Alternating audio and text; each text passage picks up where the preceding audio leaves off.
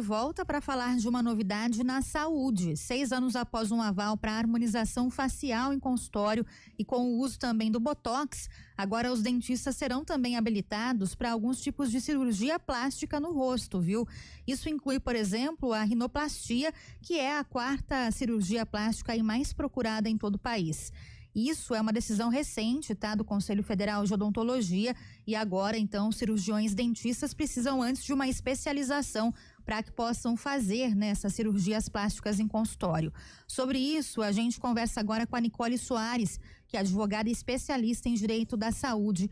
Fala conosco ao vivo. Oi, Nicole, boa tarde, bem-vinda. Boa tarde, obrigada.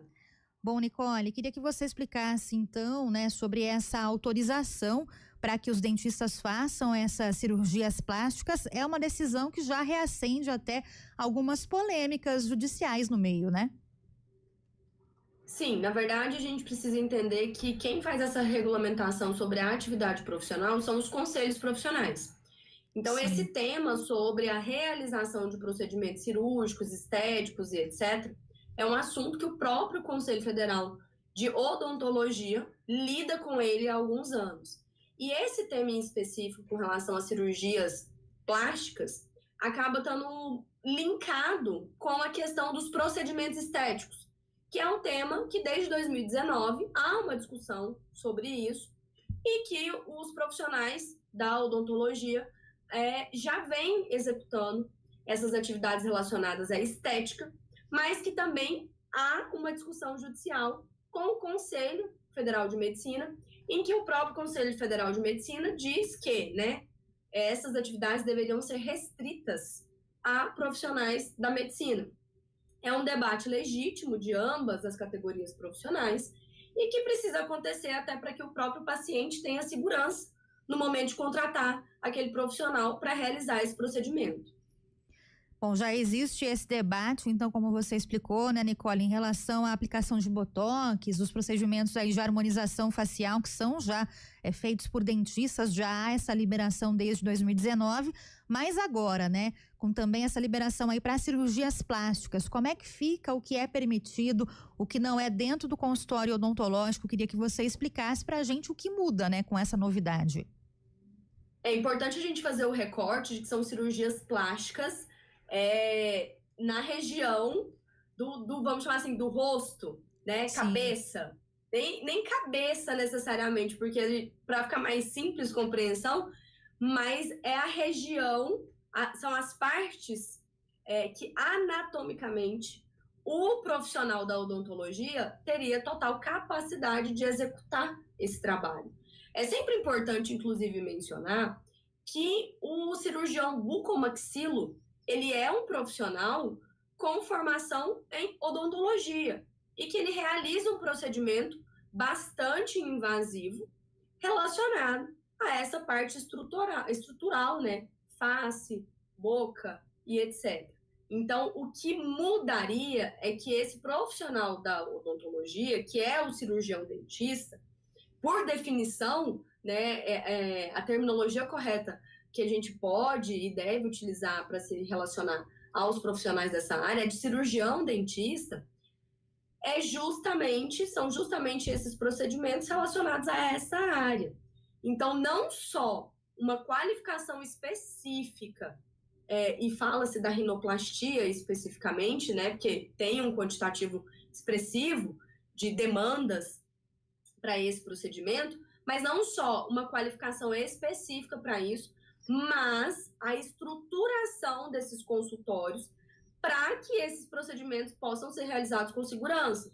Então, não é simplesmente a realização de um procedimento dentro de um consultório de odontologia. Aqueles cirurgiões dentistas que se habilitarem por meio dessa qualificação específica para realizar esse tipo de procedimento cirúrgico também terão que seguir normas técnicas específicas para poder atender com segurança esse paciente, né? A gente tem diversas normas específicas para consultórios que acabam recebendo esse tipo de procedimento estético. Então, para esse odontólogo, para esse cirurgião dentista que vai executar esse tipo de trabalho, ele também vai ter que aumentar ali o tamanho da sua operação do ponto de vista da segurança, dos itens físicos e uma série de procedimentos mesmo de segurança para garantir ali que o procedimento seja feito da maneira segura para esse paciente. Ou seja, Nicole, na prática, assim como já acontece com os médicos também, para que os dentistas façam essas cirurgias plásticas na região do rosto, eles terão que ter também uma especialização que vai ser regulamentada ainda, é isso? Exatamente. Tanto que o posicionamento do Conselho Federal de Odontologia é de que nos últimos anos eles vêm passando por um debate profundo sobre isso para poder estruturar como essa especialização vai ser disponibilizada para que esses profissionais possam então se especializar, se habilitarem da maneira correta para conseguir executar essa atividade, né, essas cirurgias da maneira mais segura possível. Até citando aqui para os nossos ouvintes, né, alguns dos procedimentos que serão liberados agora também nesses consultórios odontológicos estão lifting facial, a lectomia, que é uma técnica aí para afinar o nariz, além da própria rinoplastia, né? A otoplastia, que é aquela cirurgia para a orelha de abano, para correção então de imperfeições, né, no formato também ou tamanho das orelhas, também blefaroplastia, que é aquela técnica para levantar a pálpebra caída, e ainda Sim. uma outra técnica para modificar formato, volume e contorno dos lábios, que é a queiloplastia. São nomes aí mais complicados, mas são técnicas, né, cirurgias bem populares, né, Nicole? Agora, isso acende também uma preocupação de que a gente tenha, infelizmente, né, mais fraudes, porque uma vez que as pessoas sabem que o dentista pode também realizar essa técnica, eles vão procurar por consultórios, mas muitas vezes sem saber, né, se o profissional tem essa especialização ou não, como já acontece com clínicas, por exemplo. Então, é uma preocupação também hoje para esse setor? Eu acredito que essa preocupação, ela precisa inclusive ser tratada de maneira ampla, né? Porque independentemente de termos uma restrição na atividade cirúrgica para médicos, cirurgiões plásticos, a gente continua vendo uma série de profissionais executando procedimentos que colocam em xeque a própria capacidade para executar esses procedimentos e a segurança desse paciente. Então, a minha análise com relação a essa segurança não é sobre qual categoria profissional estará apta a desempenhar esse trabalho, mas sim como a gente faz essa fiscalização para que o paciente, ao fazer uma escolha, esteja fazendo uma escolha baseados em informações que realmente falam sobre a competência daquele profissional. Hoje, o meio de comunicação, né, a disponibilidade de informação por meio da internet, muitas vezes, pode ser algo que coloca muito mais em risco o paciente do que propriamente uma categoria nova que vai poder executar uma atividade que, na verdade, já está conectada à sua atividade, né? A gente não está falando que o cirurgião dentista vai desempenhar qualquer tipo de cirurgia plástica. A gente está falando que o caminho que se busca é para que esses cirurgiões dentistas sejam habilitados para executar trabalhos os quais eles têm qualificação técnica e possibilidade física e estrutural para entregar um trabalho seguro para esse paciente.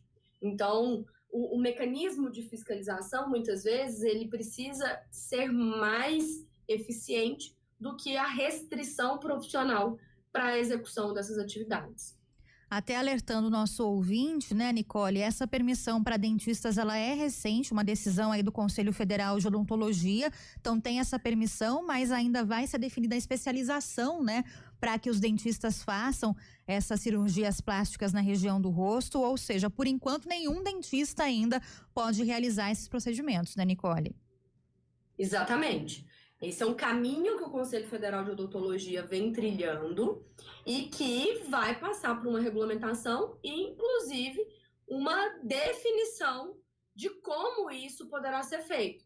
Eventualmente, pode acontecer de um médico que também é cirurgião dentista e tem habilitação para fazer esse procedimento e que ele estaria apto, mas nesse momento o cirurgião dentista teria que ter uma outra qualificação específica que ainda não foi delimitada pelo próprio Conselho Federal de Odontologia.